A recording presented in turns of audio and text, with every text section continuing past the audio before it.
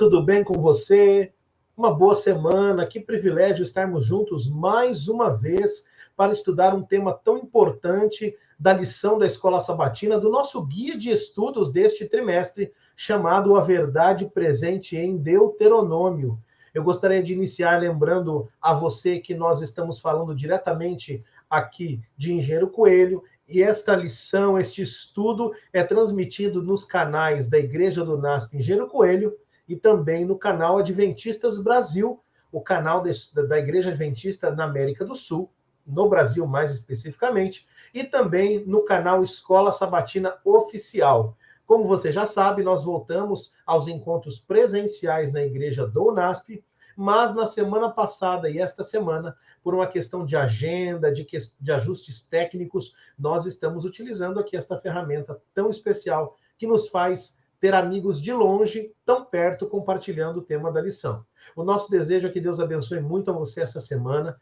que você realmente tenha um contato íntimo com Ele, que você cresça no conhecimento da palavra dEle, e que, mais uma vez, nós sejamos um canal de bênção para a sua vida, assim como temos certeza que você tem sido abençoado em vários momentos durante este ano. Já estamos aqui chegando no último trimestre, não é? Chegando no final deste ano, é o nosso último guia de estudos, a 4ª temporada de 2021. E temos um tema especial também. Hoje nós iremos tratar do tema de número 5, não é? Chamado Os Estrangeiros no Meio de Vocês. E para tratar desse tema, eu quero convidar 2 amigos, mas não sem antes lembrar você de seguir as nossas redes sociais. Siga-nos no nosso Facebook, também temos o nosso Instagram para você compartilhar ali os links, para você curtir as fotos, e temos também o nosso Twitter, que você já conhece, e não posso deixar de lembrá-lo, também o canal do YouTube, youtube.com/Igreja Unasp. Copie esse link, compartilhe com seus amigos, curta, deixe seu like, se inscreva no canal, isso é muito importante para que você consiga chegar a cada semana ao vídeo, para que você seja notificado do vídeo e que você realmente seja um dos primeiros a receber esse conteúdo tão especial. Eu quero convidar aqui os 2 amigos que estarão conosco esta semana, e eu já vou aqui trocar de lugar com eles, são 2 amigos bem especiais. E olha, hoje nós estamos aproveitando a ferramenta, não é, de streaming que estamos utilizando para trazer amigos de longe. Você sabe, normalmente gravamos com amigos aqui do Seminário Adventista Latino-Americano de Teologia. Eu tenho 2 aqui que não são professores do seminário, mas poderiam tranquilamente ser, pelo conhecimento, pela capacidade deles e pelo alcance que eles têm hoje nas redes sociais com conteúdo muito relevante. Então, eu quero trazer aqui essa primeira dupla do quarteto chamado Adventismo Profético, né? Desvendando o Adventismo, eles têm aí alguns nomes diferentes, mas eu trago hoje o pastor Sérgio Monteiro, diretamente de São Paulo, e também trago o pastor Eleazar Domini, Adventismo Decifrado. Eu acho que eu falei certo agora. Mas o pastor Sérgio Monteiro, que é pastor ali no Instituto Theodor Meyer, em São Paulo, e também é capelão da Escola do Pensar. Pastor Sérgio, você já é conhecido no YouTube, já é conhecido dos nossos amigos. Muito obrigado por estar conosco para compartilhar o conhecimento sobre os estrangeiros nessa lição de Deuteronômio. Pastor Júlio, muito obrigado pelo convite. É sempre um prazer, porque falar da palavra de Deus é o que move o nosso coração. Afinal de contas, o nosso chamado não é para nos enfurnarmos em um escritório e ficarmos aqui discutindo com os livros, mas aprender da literatura a respeito da palavra de Deus e podermos levar aos nossos queridos irmãos conhecimento da vontade de Deus. Afinal de contas, a Bíblia não é um livro antigo, a Bíblia é muito mais atual do que o jornal de hoje pela manhã. Por isso, nós estamos aqui para falar sobre esse livro maravilhoso. Prazer estar com meu colega, o pastor Eleazar Domini, também o nosso querido amigo do Copo de Palmito, o fundador do copo da estirpe do Copo de Palmito, os Cavaleiros do Copo de Palmito, os Cavaleiros da Esperança. Deus abençoe a todos e que o Espírito Santo nos dirija nesse estudo, que é fantástico. O livro de Deuteronômio é um livro maravilhoso. Vocês sabem que a minha área de estudo é Antigo Testamento, é Bíblia Hebraica, especificamente Torá, Pentateuco. Vamos juntos que essa semana promete. Obrigado, pastor Sérgio. É um prazer estarmos juntos. E como você bem falou aí, temos o prazer de receber o pastor Eleazar Domini, né? O pastor Sérgio Monteiro tem um canal no YouTube chamado Sérgio Monteiro, e o pastor Eleazar Domini tem um canal chamado Fala Sério Pastor. Então já recomendo aqui os dois canais, Sérgio Monteiro e Fala Sério Pastor, para que você que nos acompanha possa participar ali, assistir vídeos muito especiais. Eu brinquei que eles são metade do quarteto, porque também tem o pastor Adriano Cecílio, que já esteve conosco em outro momento. Eles, na verdade, chegam a fazer um quinteto, porque tem o Gilberto Tais, tem o Michelson Borges, aí é um grupo seleto que faz eventos online de conteúdos muito, muito bons, muito especiais. Mas pastor Eleazar é pastor distrital na cidade, na maravilhosa ilha de São Luís, no estado do Maranhão. Pastor, seja bem-vindo. Muito obrigado por estar aqui a primeira vez e obrigado por um tempinho na agenda e compartilhar conosco o conhecimento da Bíblia. Eu que agradeço, Excelência, por estarmos aqui juntos. Eu, meu amigo Sérgio, e olha, é muito bom quando nós temos o privilégio de discutirmos, falarmos acerca da palavra de Deus. Esse estudo acerca do livro de Deuteronômio, né? As palavras, Devarim, as palavras, o discurso longo ali de Moisés, relembrando o povo, as coisas de Deus, relembrando a aliança de Deus com o seu povo. É um estudo maravilhoso e eu me sinto honrado de fazer parte deste momento, deste estudo. Que Deus possa nos guiar, então, nesta nossa conversação. Pastor Eleazar, o privilégio é nosso. E aproveitando aqui esse momento que o pastor Eleazar está conosco a primeira vez, pastor, nós temos muitas pessoas que nos assistem de dentro da Igreja Adventista, de fora dela. Poderia, nesse momento, orar, pedindo que Deus nos ilumine esta semana e que ilumine a mente de quem vai estar conosco estudando também? Por gentileza. Oremos. Nosso Deus e Pai, a nossa gratidão ao Senhor pelo privilégio que o Senhor nos concede de termos a Tua palavra como nosso guia. Obrigado, Senhor, porque o Senhor tem falado ao nosso coração diariamente através da Tua palavra. E agora, Senhor, que nós vamos estudar mais um trecho do livro de Deuteronômio, mais um pedacinho do nosso guia de estudos, que está sendo fantástico acerca deste livro.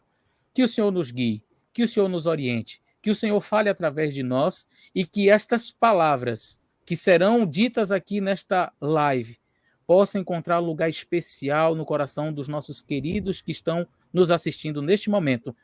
Em nome de Jesus nós te pedimos. Amém. Amém. Obrigado, pastor Eleazar. Vamos voltar já com os nossos amigos, os nossos irmãos.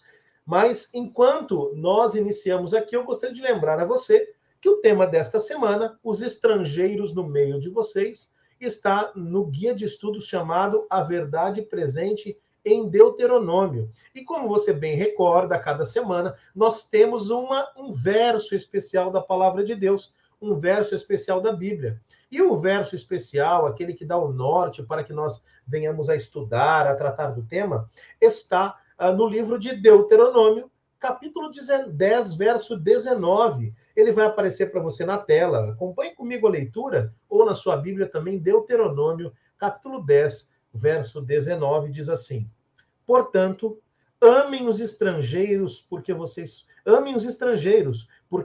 foram estrangeiros na terra do Egito. Deus aqui vem lembrando, não é? Estou aqui com o pastor Sérgio Monteiro novamente, o pastor Eleazar. Deus vem lembrando que eles haviam sido estrangeiros no Egito.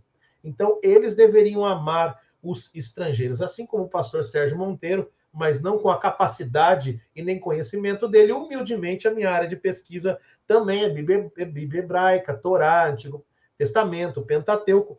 E pastor Sérgio e pastor Eleazar, semana passada nós estudamos a ideia de que o principal dos mandamentos era exatamente amar a Deus sobre todas as coisas. Mas nós sabemos que aquilo não foi algo novo inventado pelo Senhor Jesus. Nada que os judeus, os israelitas não tivessem já antes ouvido. Pelo contrário, ele traz uma ideia que já era presente exatamente no livro de Deuteronômio. E agora Deus vem lembrando o povo de que eles deveriam, além de amá-lo, não é, pastor Sérgio, também deveriam amar os estrangeiros. E eu quero começar, então, com o pastor Sérgio Monteiro, baseado aqui na lição de segunda-feira, chamada Circuncidem o Seu Coração. E só um parênteses para você que nos acompanha, você se lembra, nós estamos aqui como um comentário da lição da semana. Portanto, você pode pausar, abrir a sua Bíblia, ler os versos. Nem sempre os nossos convidados vão ler o verso. Quando quiserem ler, ficam à vontade e fazem. Mas a ideia é que você estude a sua lição dia a dia conosco aqui. Tá bom? Pastor Sérgio, ali em Deuteronômio, capítulo 10, nós temos a continuidade do que é tratado no capítulo 9, onde há basicamente uma reafirmação da aliança de Deus para com Israel. A renovação daquilo que havia sido feito por Deus, mas havia sido quebrado pelo povo. O relato de Deuteronômio 10, pastor Sérgio, de 1 a 11, o que nós encontramos basicamente ali nesse relato e o que garante a cada um de nós que Deus realmente perdoou o pecado do povo e reafirmou ou levantou novamente esse pacto, essa aliança com eles, mesmo depois de terem quebrado a aliança. Pastor Júlio, pastor Eleazar, e você, amigo que nos assiste, uma das principais características do livro de Deuteronômio, na verdade da Torá, é exatamente o fato que Deus parece que às vezes ignora o pecado passado. Aqui no capítulo 10 de Deuteronômio, nós encontramos uma reedição daquilo que acontece nos capítulos 15, 16, 17 e 18 do livro de Gênesis, quando Deus estabelece uma aliança com Abraão, e Abraão imediatamente a quebra. Logo em seguida, parece que Abraão quebra essa aliança. Ele toma Agar, né? E aqui é interessante, porque vai exatamente no contexto daquilo que nós vamos estudar, do tema dessa segunda-feira, que é circuncidar o coração, porque é exatamente nesse contexto de Deus estabelece a aliança, ele diz que Abraão terá um filho, ele promete o filho a Sara, e quando ele promete esse filho a Sara, há toda aquela discussão, aquele momento em que Deus estabeleceu a aliança, Sara ri, Abraão também ri, Deus pergunta, por acaso algo impossível para Deus? E eles buscam cumprir a promessa de Deus através de meios naturais, através de entregar Agar para que Abraão cumprisse a promessa. Nesse contexto, Deus vai restabelecer. Primeiro, então, você tem uma sequência bem nítida. A primeira coisa que acontece é que Deus estabelece a aliança, chama Abraão para ter uma aliança, Abraão quebra essa aliança, né? Chama Abraão para participar da aliança eterna e ser beneficiário dela. Abraão quebra essa aliança, e ao quebrar essa aliança, Deus não vem condenar Abraão. É interessante esse modelo. Você vai no capítulo 18 do livro de Gênesis, quando ocorre a história do nascimento de Ismael, no capítulo 17, e Deus não condena Abraão. Deus simplesmente chega para Abraão e diz assim: eis essa aliança que eu farei contigo. E aí ele estabelece a aliança da circuncisão. Você consegue perceber a semelhança, a intertextualidade entre de Gênesis, aqui sendo relido na história agora do povo que é filho de Abraão? E aqui nos vem o grande segredo. Os capítulos posteriores do livro de Deuteronômio vão nos chamar para uma lembrança daquilo que é o código da aliança. A Deuteronômio ele tem uma estrutura muito bem definida. Os capítulos 12 a 24 são o coração de Deuteronômio, que são chamados de código da aliança, princípios da aliança. São duas molduras, os eruditos chamam de estrutura concêntrica. Você tem o centro, 12 a 24, especificamente sobre como viver na aliança. Os capítulos 4 a 11 são a primeira moldura teológica, e o capítulo 27 a 31, moldura teológica, e a moldura histórica dos capítulos 1 a 3 e ao final do capítulo 32 a 34. Eles vão se fechando em torno da aliança. O capítulo 10 ele vem no final da moldura teológica, percebe? No final da moldura teológica, iniciando, então, nos levando para o ápice da moldura teológica e para o ápice do próprio livro.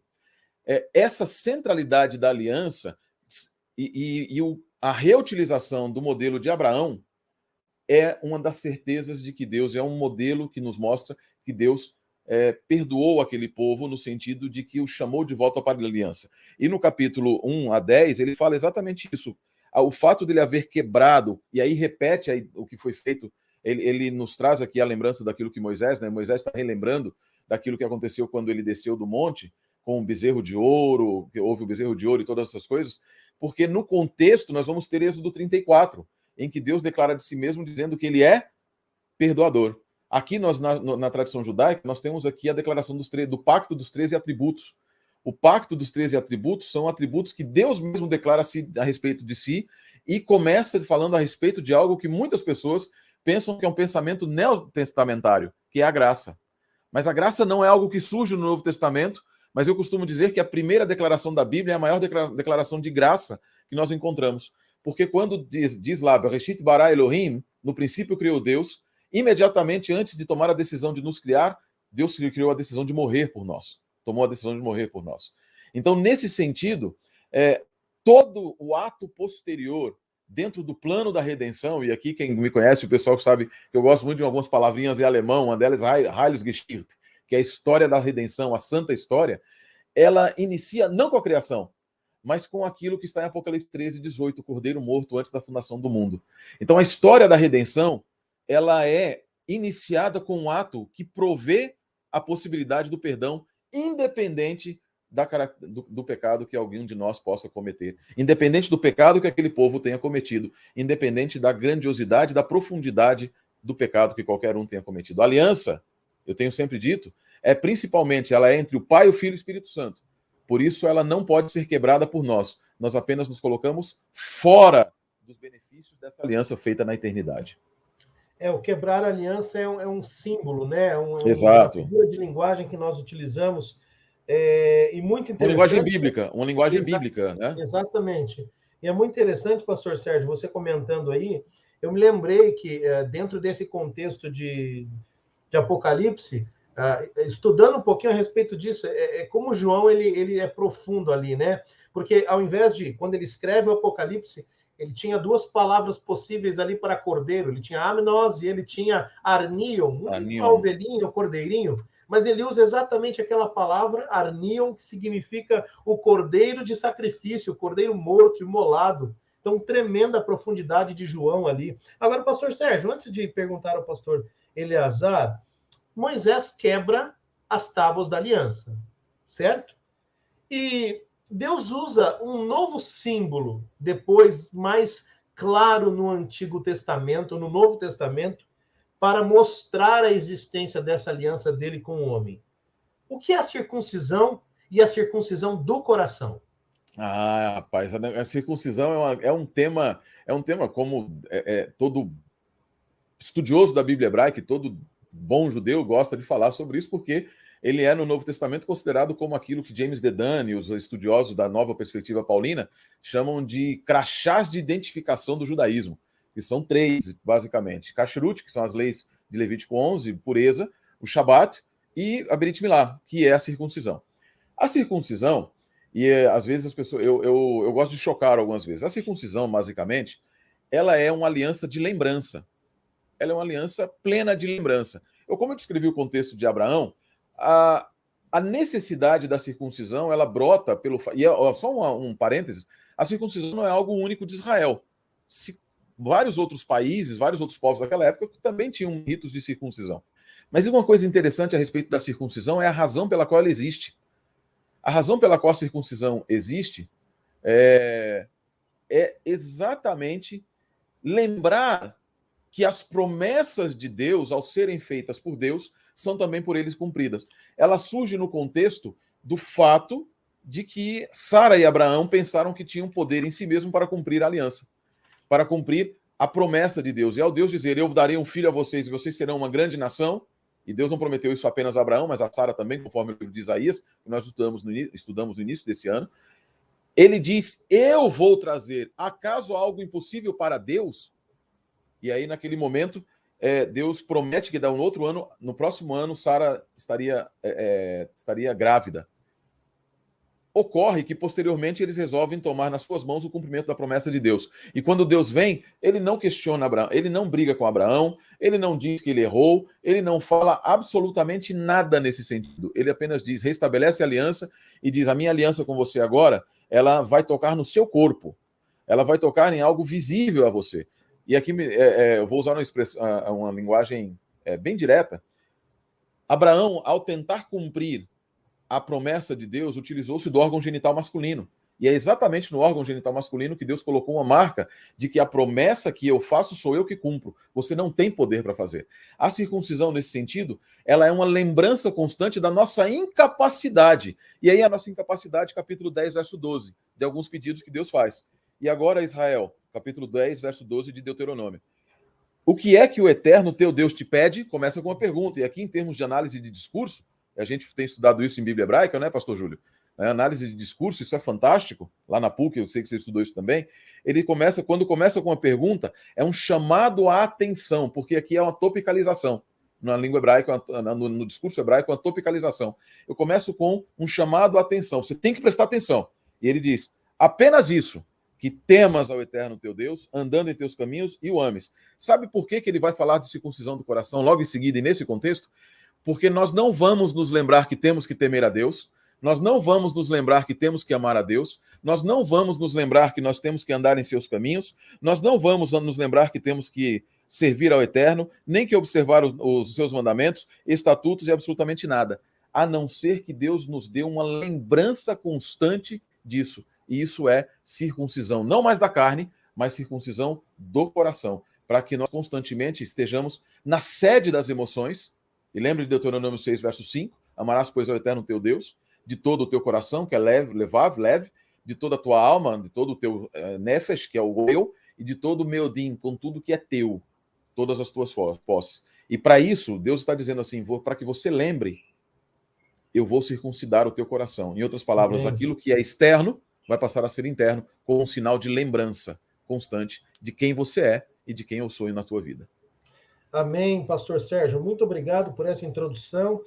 Um abraço também, você citou a análise do discurso, um abraço aí ao meu orientador, Dr. Matias Grenzer, lá da PUC São Paulo, e ao nosso colega Peterson Bray, não é, doutorando lá em Antigo Testamento, que é um profundo conhecedor da análise do discurso. Tratou ali na sua dissertação de mestrado sobre o discurso de Moisés na sarça ardente. Pastor Eleazar, não acha que você vai fugir aqui da rinha, não? Amigo, passando para segunda-feira, após essa introdução, nós vimos que há declarações importantes em Deuteronômio 10. Por exemplo, aqui nós vemos no verso 14, Deus dizendo, eis que, Moisés, né?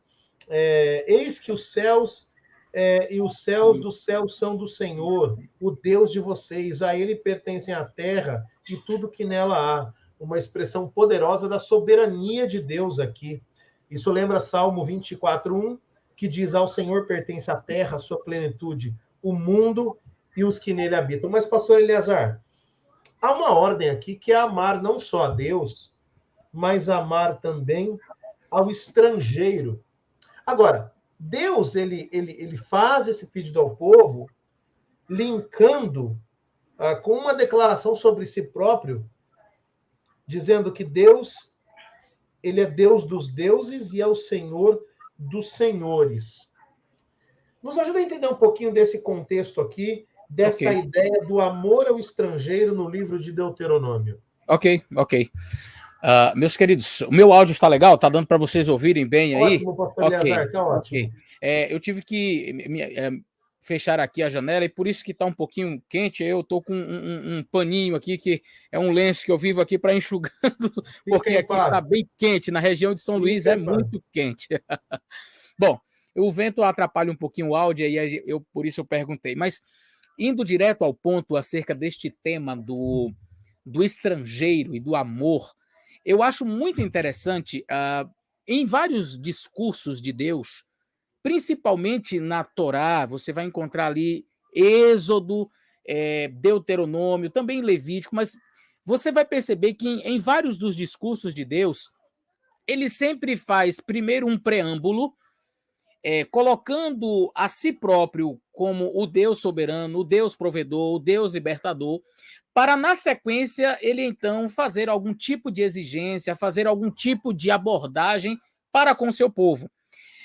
Isso me lembra o Tratado dos Hititas. Aquela região era muito comum. Você vai ver, por exemplo, no Decálogo, o primeiro mandamento que começa dizendo, eu sou o Senhor teu Deus, que te tirei da terra do Egito, da casa da servidão, não terás outros deuses diante de mim. Algumas pessoas pensam que o primeiro mandamento é só o não terás outros deuses diante de mim. Não. O primeiro mandamento começa já com um discurso de Deus dizendo, eu sou o Senhor teu Deus.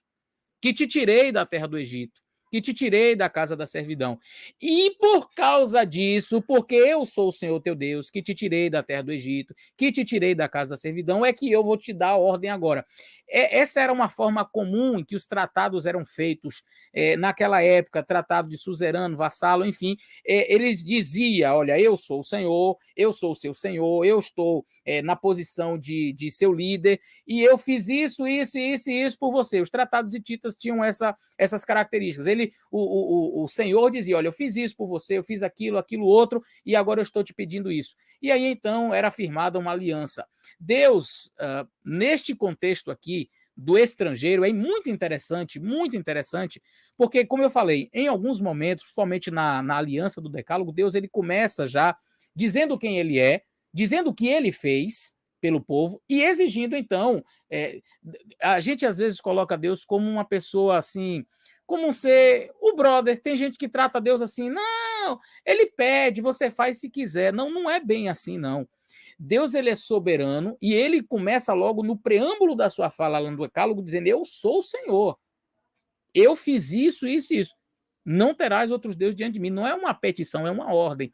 Aqui, de maneira muitíssimo interessante, Deus ele se apresenta da mesma forma. Deus ele diz, o texto que foi lido, diz o seguinte, olha, Deus ele se apresenta como um Deus grande, poderoso, temível, que não trata as pessoas com parcialidade e não aceita suborno. Olha que coisa interessante, impressionante. A maneira como Deus ele chega se apresentando, eu sou o Senhor, um Deus poderoso, um Deus temível, um Deus soberano. E aí, o Guia de Estudos nos diz o seguinte, que contraste poderoso, o Deus, né, o Deus Todo-Poderoso, Yahvé, o Senhor dos Senhores, o governante, o soberano e sustentador da criação, mas também se preocupa com os órfãos. Eu até grifei aqui no meu guia, esse mais eu trocaria por isso. Não é mais, mas por isso. Porque Deus é um Deus soberano, porque Deus é um Deus grandioso, porque Deus ele é um Deus temível, porque Deus é o Deus criador, porque Deus é tudo, exatamente por isso, e não apesar disso, e não mais, mas por isso é que ele olha para o órfão, para a viúva, para o necessitado, e ele pede, ele ordena que nós amemos, amparemos e estejamos ali ao lado do órfão, da viúva, porque a grandeza se demonstra na humildade. A grandeza de Deus está justamente no fato de que ele, sendo soberano, ele sendo tão poderoso, ele sendo tão grandioso, olha para o órfão e para a viúva, para o necessitado. Isso é lindo. Isso é lindo, porque Deus ele não se preocupa em tratar os mais poderosos, né? Quem sabe dar valor àqueles que aos nossos olhos seriam os mais importantes. Não. A grandeza consiste exatamente na humildade. Exatamente por ser soberano, exatamente por ser um ser poderoso, é que Deus olha para o órfão e para a viúva. É que Deus olha para aquele que é necessitado. É exatamente pela sua soberania. Como eu disse, a grandeza, ela se expressa na humildade. E não existe, eu acredito, maior prova disso do que o próprio Senhor Jesus Cristo, que sendo em forma de Deus, conforme está em Colossenses, assumiu a forma de servo. Isso é grandeza. Isso é soberania. Isso é ser grande. Isso é ser poderoso. Isso é ser temível. Perceba o preâmbulo que Deus faz. Um ser grande, um ser poderoso, um ser temível, que não aceita suborno, ou seja, com Deus não dá para ter o jeitinho brasileiro. Vamos ver aqui, Senhor, vamos conversar aqui para ver, vamos dar um jeitinho aqui. Não tem jeitinho. Com Deus é sim, não, ele não aceita suborno. E é por causa de tudo isso que ele diz, ame o estrangeiro, porque você também foi estrangeiro. Ampare o órfão e a viúva, olhe para o necessitado. Porque eu, grande e poderoso, olho por eles. Estou ali por eles. Por causa disso, você também deve fazer igual. É lindo. Pastor Eleazar, bem lembrado, muito bem lembrado. Boa introdução também aqui à minha próxima pergunta. Pastor Sérgio, quer complementar? Fica à vontade. Eu gostei muito da fala do pastor Eleazar, queria complementar só duas coisas interessantes com relação ao verso, quando ele fala do esse mas foi introduzido, ele não está na tradução, na verdade. Sim, sim, Não está sim, no não, original, do não tá no próprio original guia de hebraico. estudos. Eu digo, exatamente, porque no hebraico ele dá justamente essa impressão, essa ideia que o pastor Eleazar trouxe. O hebraico ele não tem um adversativo, ele tem ali um particípio, né? Aquele que faz, né? Aquele que faz. Deus É o se apresenta, causador, né? ele é aquele que faz alguma coisa. E o que é que ele faz? Aquele que faz misericórdia, etc. Isso é algo fantástico a respeito a Deus. Um outro ponto que eu acho extremamente interessante, que é, de novo aqui, eu queria complementar, a figura de Jesus, e eu acho isso maravilhoso, lá em Apocalipse, capítulo 5, você vai entender, Deus, ele é desafiado no seu direito de ser Deus, eu até já preguei algumas vezes sobre isso, capítulos 4 e 5 mostram um desafio direto, no qual nem Deus podia ler o que estava na sua mão, porque a palavra oudeis, em grego, lá, diz que nem mesmo aquele que estava com um rolo na mão podia ler. E como é que Deus passa a ser digno, entre aspas aqui, volta a ser digno de ler aquele rolo que tinha nas suas mãos? Não é pelo seu poder, mas pela sua humildade. Ele é o leão da tribo de Judá, porque se escuta de um leão, mas quando João olha e vê, é um cordeiro. Cordeiro.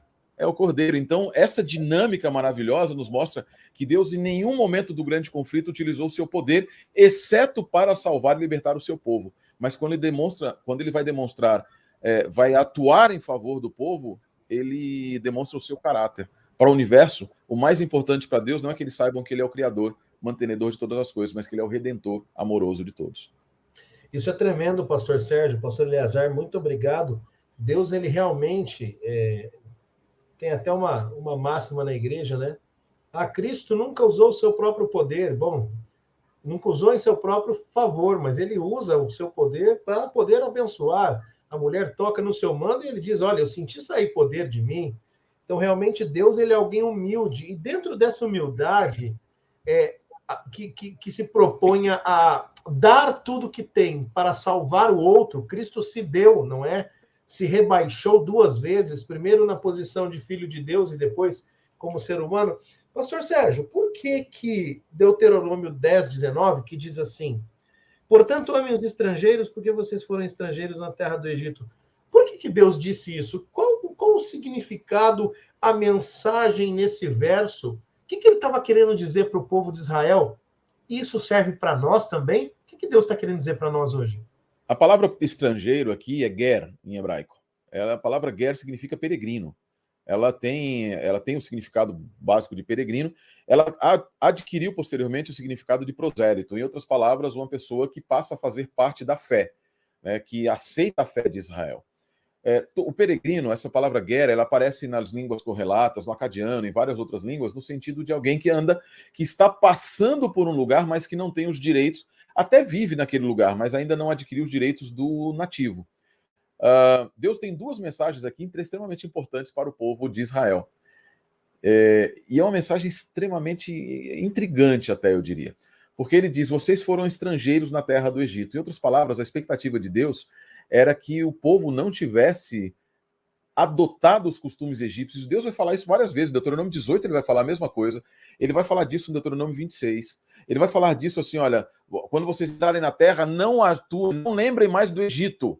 Ou seja, não tragam o Egito com vocês. Vocês foram peregrinos no Egito. Em outras palavras, eu não mandei vocês para o Egito para serem nativos e nem para se transformarem em egípcios. Por quê? Porque aí nós nos lembramos daquilo que o capítulo 10 também nos fala, do Senhor é a terra e tudo que nela há. Então, é o capítulo 10, verso 14, que pertencem os céus e os céus dos céus e a terra, tudo que nela existe. Então, Deus está dizendo o seguinte: vocês nunca foram para o Egito para viverem no Egito, para serem egípcios. Vocês passaram um período no Egito para aprenderem a ter necessidade de mim e lembrarem-se da terra e apreciarem a terra que eu vos daria como herança. E essa ideia da terra como herança é extremamente importante no contexto da aliança. O capítulo 10, o pastor Eleazar lembrou dos tratados hititas, né? E o capítulo 10, aqui nesse contexto que nós estamos descrevendo, ele contém toda a estrutura dos tratados antigos também. O capítulo 10, principalmente a partir do verso 12. Porque no capítulo 10, verso 12, você tem uma declaração inicial, que é a pergunta que é feita. Depois você tem uma recordação histórica, versos 2 a 7. Depois você vai ter a descrição da terra, que é o benefício, né? Capítulos, você vai ter do 11:10 até o 12:24, e as bênçãos e maldições que você vai ter lá no restante do capítulo do Código da Aliança. Então percebe que Deus está chamando o povo para uma aliança, está restabelecendo essa aliança e está dizendo principalmente para eles o seguinte: eu estabeleço uma aliança com vocês porque vocês são peregrinos, e para que vocês possam ter uma terra, uma pátria, vocês precisam depender de mim. E aí um tempo extremamente importante, que há um dito na comunidade judaica, que é assim, Bnei Israel Morashá Adonai, que quer dizer, os filhos de Israel são herança para o Eterno. São herança para o Eterno em que sentido? Porque a terra pertence a Deus, e esse conceito da terra pertencer a Deus vai dizer ao povo de Israel que mesmo quando eles entrarem na terra, a terra ainda pertence a Deus, eles vão continuar sendo peregrinos. É a noção de Jacó, quando chega diante do faraó, dizendo, eu sou peregrino, eu sou peregrino. Qual é a lição para nós hoje? Um forasteiro sou, em terra estranha estou, do reino lá do céu, embaixador eu sou. Nós precisamos nos lembrar que nós estamos nessa terra para representar Deus. O povo de Israel foi para o Egito também para representar a beleza da grandiosidade de Deus, como Jacó percebeu. Quando foram para a Babilônia para serem luz na Babilônia também. Não foram para lá para serem... eu não quero diminuir o impacto do exílio babilônico e nem do êxodo, mas Deus queria utilizar-se deles nesses contextos também, para que eles entendessem isso. E num outro aspecto, para finalizar aqui, um ponto extremamente importante é justamente essa ideia de próximo dentro das Escrituras. O próximo dentro das Escrituras, que é a palavra reá e a palavra ger, são palavras que associam e aproximam. Não há amplitude que o mundo hoje quer trazer para a ideia de próximo. Não é qualquer pessoa que existe no mundo é meu próximo? Não necessariamente. Dentro das Escrituras, o próximo, e aqui nós vamos nos lembrar de Jesus falando isso, Jesus falando a esse respeito, quando ele diz assim, quem é minha mãe, quem é meu irmão? São aqueles que fazem a vontade do meu Deus. Ou em João repetindo, dizendo que aqueles que creram, lhes dado o poder de serem chamados filhos de Deus. Em outras palavras, são o próximo. O grande segredo disso aqui, que parece que ser uma mensagem exclusivista, é nos lembrarmos que o convite é universal. Nós precisamos fazer um convite para que todos façam parte, como Guerim, estrangeiros que peregrinam e se transformam agora em membros da aliança, em próximo. Porque o próximo de verdade, o que Cristo disse, que está lá em Levítico 19, é a ideia de alguém que estava longe e agora está aproximado, pertencendo à aliança. Pastor Júlio, só me permita lembrar aqui, eu fiz os comentários, estou fazendo os comentários da lição da Escola Sabatina para a Casa Publicadora nesse trimestre, lá no mais.cpb.com.br. Você colocou aqui onde você acha os guias de estudos, você acha também os comentários do pastor Sérgio Monteiro. Exatamente. E lá na lição 5 eu falo aprofundo um pouco mais essa questão de quem é o próximo, quem é o peregrino, o estrangeiro. Para nós finalizarmos, então, dentro das Escrituras, o peregrino, o estrangeiro, ele é alguém que saiu da sua terra e habita em terra doutrem, que adota certos costumes, mas não tem os direitos dela. E quando Deus diz isso para aquele povo, a lição foi bem clara. Deixem o Egito no Egito. Deixem o Egito no Egito. E para nós, deixa o mundo e tudo que nele há. Vem ser embaixador, vem ser agora não mais, Salmo 23, não mais embaixador do meu reino na terra, mas vem entrar na posse do teu reino, conforme o prometido em Daniel 7. Pastor Eleazar, fica à vontade. Se me permite, acho que a dissertação de doutorado do pastor Reinaldo Siqueira é sobre a figura do ger, né? Do estrangeiro. Exatamente. Ele foi meu professor no mestrado e ele falava, e a gente teve o privilégio ali de estudar a dissertação dele, algo assim fantástico. E a gente vai ver isso de maneira muito palpável em algumas figuras bíblicas. Você vai ver a figura do ger ali em Raabe e sua família. Perceba que não foi apenas ela, e pelo fato de ter ajudado os espias, mas a promessa foi: aquele que estiver dentro de sua casa será salvo. Então, poderia ser seus familiares, seus vizinhos. Quem entrou ali recebeu a salvação. E a fita na janela simbolizava o sangue do cordeiro, não é? Sim. Quem estivesse para dentro daquela casa. Exato, aquela fita vermelha ali. Você vai ver a figura também de Ruth, uma estrangeira, moabita, adoradora de Deus Quemos, Moloque e outros deuses, que aceita a mensagem e vem para o povo de Israel. E eu estou citando aí personagens que fazem parte aí, quem sabe, da genealogia de Cristo. E a Bíblia faz questão de colocá-los ali, né? Estas pessoas que eram estrangeiras e que, quando aceitaram, não foram tratadas com distinção, Exatamente. Não foram tratadas com inferioridade, não você é menos, não você é mais ou menos aqui, você não é judeu de verdade, não. Quando você entra na aliança de Deus, não importa de onde você veio, você entrou na aliança, agora você faz... exatamente, agora importa onde você está, você faz parte do povo, ponto.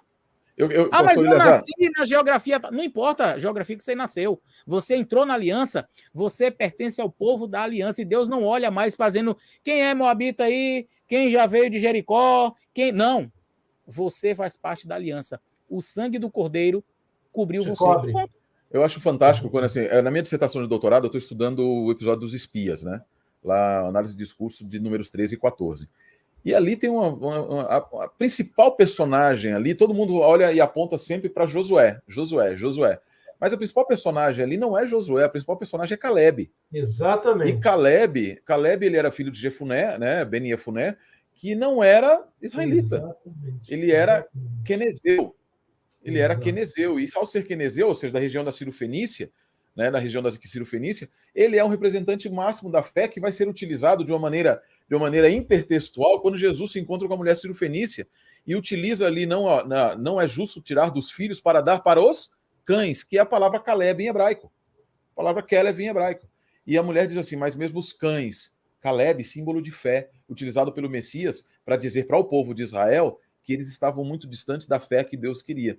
Em outras palavras, foi maravilhoso nos lembrar disso, que o Ger, quando ele entra na aliança, ele passa a ter pleno e absoluto direito como filho da aliança. Como todos aqueles os que direitos. nasceram. Todos os direitos. Todos os direitos. E é importante também lembrarmos, né, antes da pergunta ao pastor Eliazar, vocês falavam aí, pastor Sérgio Monteiro, pastor Eliazar, falavam sobre a questão da terra, né? Ou seja, Deus, ele diz para eles, sejam estrangeiros, amem os estrangeiros, porque vocês já foram no Egito, mas em outras palavras, vocês ainda são, porque a terra pertence a mim, Salmo 24. E quando eu olho ali, pastor Sérgio Eliazar, para Isaías 58, há uma clara relação com o ano do jubileu. É por isso que Deus dizia que no ano 50º, a terra voltava para quem? Para o seu dono. Porque ele, Deus, em última instância, o dono da terra, escolhia para quem ia a terra. Então, essa ligação de Deuteronômio 10, 19, Isaías 58, o ano do jubileu, ela é muito forte aqui. No fim das contas, todos somos estrangeiros, não é, pastor Sérgio? Não há nenhum de nós que não seja estrangeiro nessa terra. Pastor Eleazar, a lição de quarta-feira, muito obrigado, queridos, vem falando sobre o julgar com justiça. A lição comenta que, na maioria dos tribunais humanos, fracos, pobres e rejeitados não têm a mesma justiça do que aqueles que têm dinheiro, poder, posição.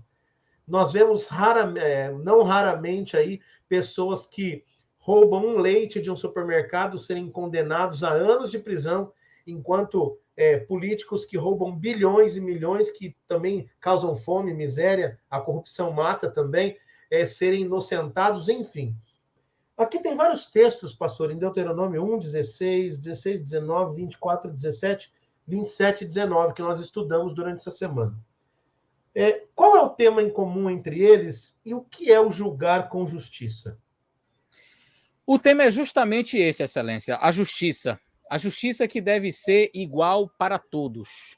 Eu vi um pensamento essa semana, eu estou com ele aqui em minhas mãos, postado pelo Jefferson Araújo, uma pessoa a quem eu quero muito bem, e ele diz mais ou menos o seguinte, olha, um viés político diz que o seu dinheiro, a sua terra, suas posses, pertence ao Estado. O outro viés político vai dizer que o seu dinheiro, as suas posses, as terras, pertencem a você. Mas a Bíblia afirma que o seu dinheiro, a sua terra, tudo pertence a Deus. E eu vejo aí pessoas brigando, discutindo se é direita, se é esquerda, se é isso, se é aquilo, porque a terra daqui pertence ao Estado, mas nesse daqui a terra pertence a você, e a terra pertence a Deus. Essa era a visão bíblica. E quando eu vejo algumas pessoas tentando colocar a Bíblia, encaixar a Bíblia dentro de uma cosmovisão política atual, moderna, destas de hoje tão deturpadas, eu fico entristecido. Porque, de fato, a Bíblia é clara em dizer que tudo pertence a Deus. Você tinha ali o ano do jubileu, em que as posses voltavam para os seus donos, porque Deus é quem dizia de quem é a terra, Deus é quem determinava, olha, fica nesta família aqui. E você vai ver que foi um pecado gravíssimo diante de Deus. Às vezes a gente fica olhando assim, mas por que Deus agiu com tanta severidade naquela situação de Nabote? E Elias ali, Acabe, Jezabel, Acabe olha para uma vinha que estava ao lado e diz, eu quero para mim, eu quero essa vinha, eu pago um preço. Mas Nabote dizia, isso aqui é minha herança, é da família. Era aquela terra que Deus deu e que não era transferível. Não, mas eu quero, eu pago um alto preço, mas não tem preço, isso aqui é da família. Aí Jezabel vai lá, faz toda aquela falcatrua e diz, não, vamos arranjar umas falsas testemunhas aqui, e dizem que ele blasfemou, matou Nabote, e então ele apropriou-se da terra que não lhe pertencia. Acabe apropria-se da terra que não lhe pertencia. Você poderia dizer, mas uma simples terra? Deus é o dono da terra. E por conta deste pecado, Deus age de maneira assim muito severa. E ele faz a profecia através de Elias que eles seriam, do mesmo jeito como a Jezabel matou Nabote, ela também seria morta e seria devorada por cães, e que Acabe também seria morto. Enfim, por quê? Porque usou-se do seu poder, do engano, inclusive, para tirar a vida de um inocente e tomar a posse daquilo que não lhe pertencia, a terra pertencia a Deus. E o nosso guia de estudos, a lição, ela vai tratar exatamente dessa questão da justiça, de que aquilo que diferenciava o povo de Deus das demais nações era justamente o fato de que eles deveriam agir com justiça. Por quê? Porque eles foram injustiçados na terra do Egito. E eu acho muito interessante, eu tenho uma mensagem, um sermão, um artigo, na realidade, um sermão que eu fiz, sobre essa questão da progressão do número 7. Eu acho muito interessante o número 7 dentro da Bíblia, e você vai tendo progressões ali, o 7º dia, o 7º mês, o 7º ano, o 49º, com o 50º sendo ali o ano do jubileu, e é uma coisa assim, simplesmente fantástica. Um estudo detalhado nisso daí vai nos dar conta de que Deus era realmente, ele tinha uma preocupação com o povo. Você tem ali no 7º ano, Deus mandava simplesmente a terra descansar. Você poderia trabalhar 6 anos, mas no 7º ano não é para trabalhar na terra. Mas por que não? Porque a terra tem que descansar. Mas o que era o descanso da terra? O descanso da terra era a bênção para o pobre, para o necessitado, para o que mais precisava. Deus dizia assim, você não vai plantar, você não vai fazer nada, deixa a terra. E naquele ano, diz que a terra produzia quase que o dobro daquilo. Ela produzia muito mais do que ela produzia quando o indivíduo estava lá semeando. Por quê? Porque Deus fazia com que a colheita fosse farta. E qualquer pessoa podia entrar, qualquer pessoa, o órfão podia chegar lá e usufruir daquilo ali. Era Deus dizendo assim, não esqueça, isso aqui é meu. Eu quem mando nisso daqui. E eu estou ordenando a você que ajude o pobre, a viúva, o necessitado. Quando chegava no 49º ano ali, que era o ano ali, chegava o 50º, que era o jubileu, você via que, à medida que, quando a pessoa estava com dívidas, e ela precisava quitar as suas dívidas, ela não tinha condições, ela se vendia como escravo. E aí Deus diz, mas a terra é minha. E à medida que o ano do jubileu ia aproximando, a terra meio que ia desvalorizando, né? Mas, porque quando chegava no ano do jubileu, toda a terra tinha que voltar para o seu dono.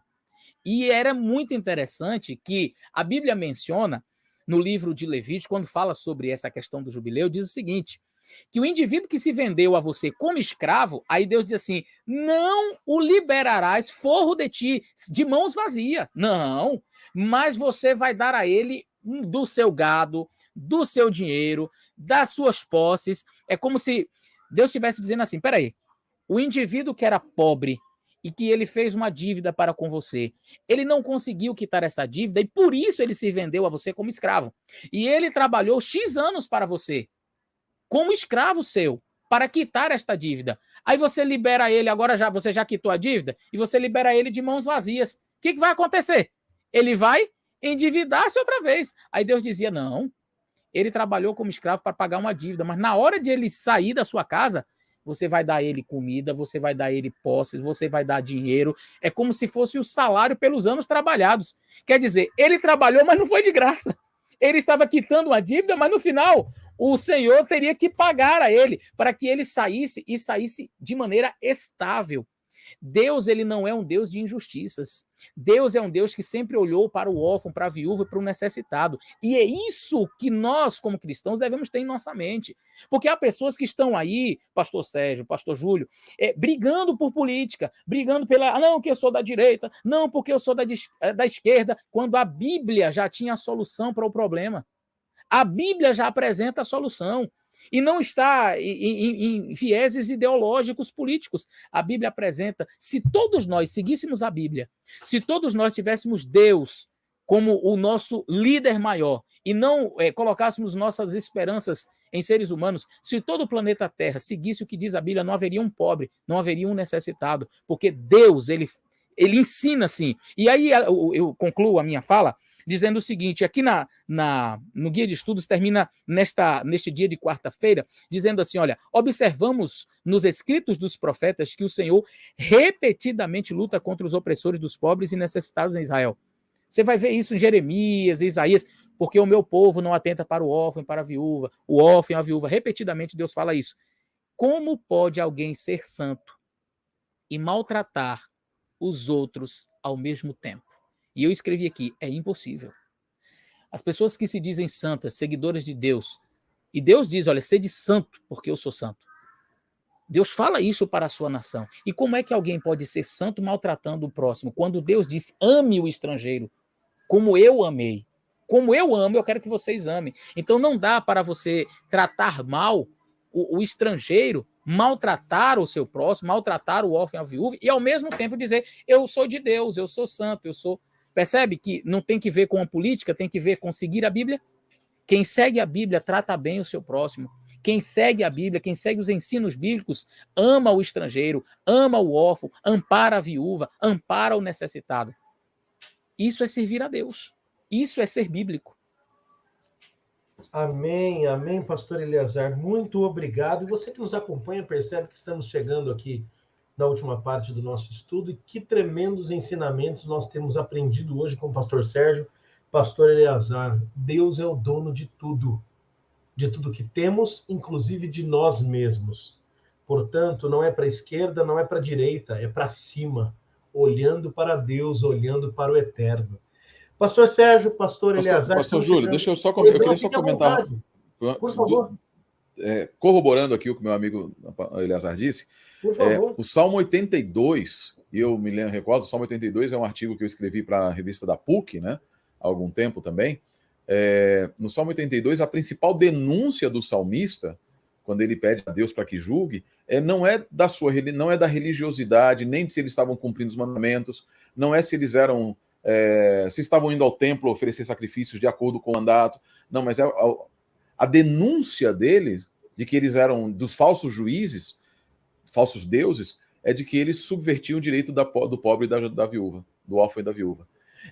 Assim, às vezes as pessoas confundem, quando nós dizemos que, e aqui eu queria fazer um alerta muito grande, nenhum pastor, nenhum teólogo, ninguém que ame a Deus vai jamais se levantar contra a necessidade de amar ao próximo e fazer obras sociais. De maneira nenhuma. O grande problema é colocar o que é resultado como sendo causa. A causa do amor ao próximo é o seu amor a Deus. Não é o contrário. Você não ama ao próximo para amar a Deus. Você ama ao próximo porque você ama a Deus.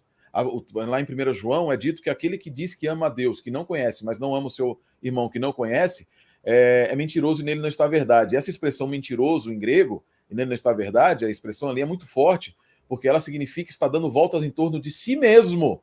Ele ele diz que ama a Deus, mas ele dá voltas em torno do eixo da sua vida, que é ele próprio.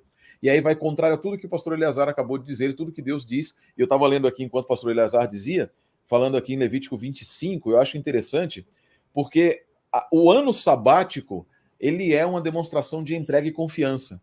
Quando Deus estabelece o ano sabático no capítulo 25 de Levítico, no verso 20, ele diz assim: se disserdes, olha como Deus faz, que haveremos de comer no 7º ano? No 7º, se não semearemos e não colheremos nossos produtos.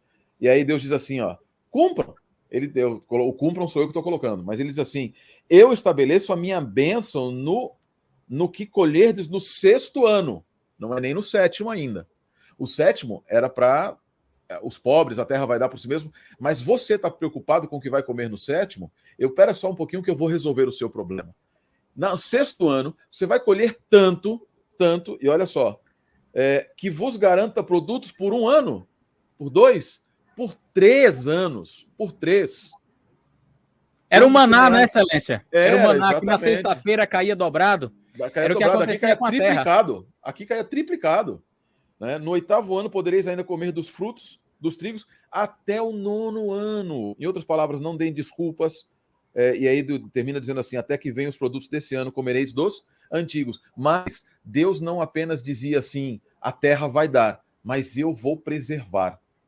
Eu vou preservar. Diferente do maná durante a semana, quando caía, você tentava comer a mais e coletar mais, no sábado ele era preservado. Da mesma forma, entrega o teu caminho ao Senhor, cuida das necessidades daqueles que Deus colocou, porque os pobres sempre tereis convosco. A necessidade de um trabalho, de amar ao próximo de forma prática, eu sempre tenho dito, na Bíblia, o que mais Deus abomina é uma fé declarada. O que Deus quer é uma fé praticada.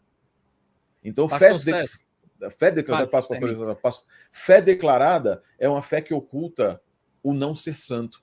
A grande realidade é que uma fé declarada é aquela em que eu falo e oculto nos meus pensamentos outras coisas muitas vezes. O que a Bíblia quer de nós, e aí o pastor Eleazar escreveu muito bem, a prática da fé é que nós amemos de verdade ao próximo, mas não utilizando esse amor ao próximo como uma desculpa para deixar o próximo no seu pecado, porque você não está demonstrando amor, você está demonstrando falta de cuidado e falta de amor a Deus primeiro. Porque o verdadeiro amor é aquele que dá vida pelos seus amigos, e nós temos que mostrar aquele que é o verdadeiro amor, Jesus Cristo, e este crucificado.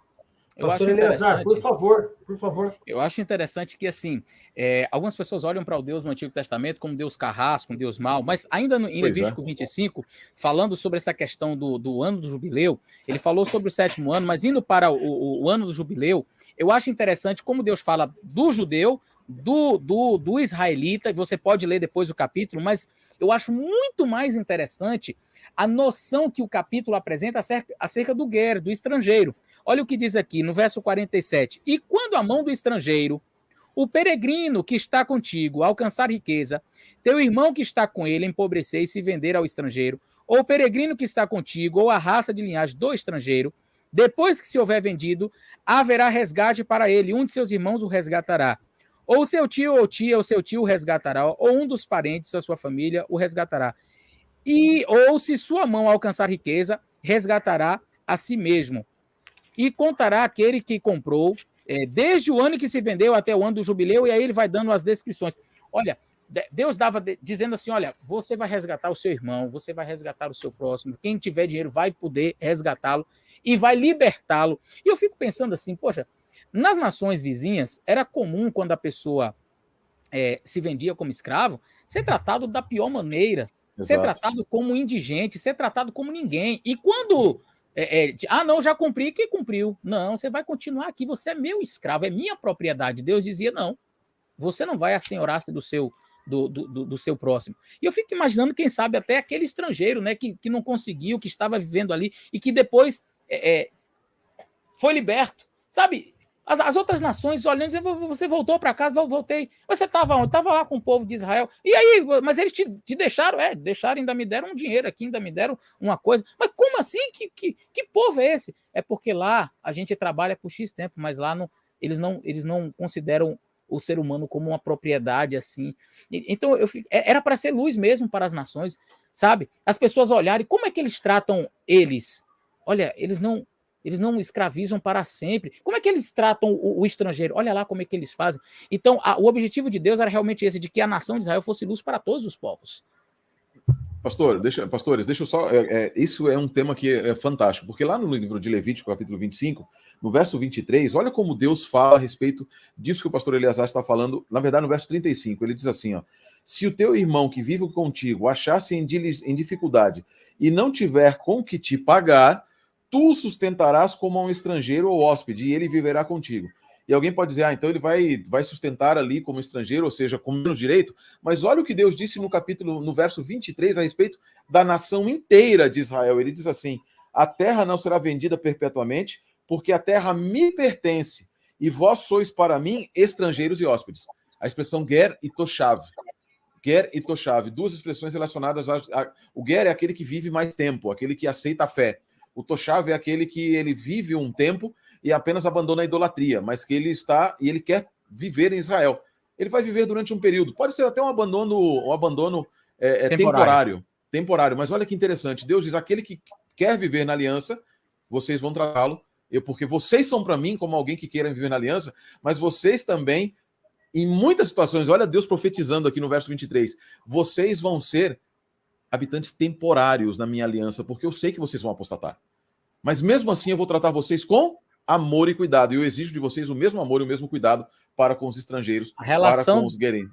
A relação para com o estrangeiro, Deus diz, é a mesma relação minha para com vocês. Então, vocês devem amar o estrangeiro como eu amo vocês. Exatamente. Pastor Sérgio Monteiro, pastor Eleazar Domini, eu nem aproveitei para fazer a última pergunta a vocês, porque vocês responderam antes de eu perguntar. Vocês já falaram sobre... Profético. Vocês já falaram sobre a religião pura e verdadeira, que é essa que Deus apresenta para nós. Eu também concordo, pastor Sérgio, encerrando aqui. Há uma justiça social na Bíblia. Claro que há. De fato. Eu escrevi recentemente também um artigo sobre Isaías 58, a justiça social, mas a verdadeira justiça social é aquela motivada pelo amor a Deus, e não o contrário, como você bem colocou.